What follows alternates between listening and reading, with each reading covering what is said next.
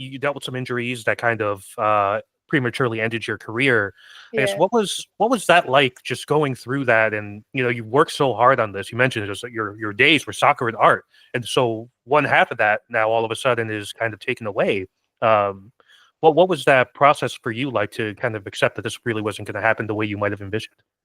Honestly, like you'll see a lot of athletes actually Thierry Henry talks about this, Mhm. and he asked what it was like to retire and lose the game.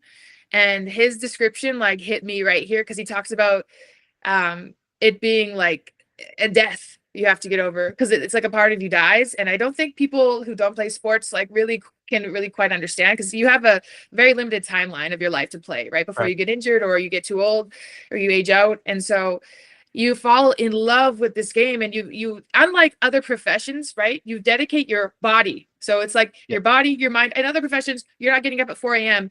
and doing an hour of fitness sprints. That's just not what you're doing. You're not sacrificing your body on the field, risking injury. And you're not really where the work ethic is also different, I find. And so it was like losing a part of me. I had to mourn the death. And I realized how I cope with things is I disassociate. So instead of like retiring and like becoming a coach, ready going to get my license, I just couldn't play. And people are like, why don't you play recreationally when you're better? I'm like, I had, if I'm not able to be the best, I don't want to do it. Right. It was just kind of like, so I tore my ACL a month after I signed my scholarship, which was just a nightmare. Wow.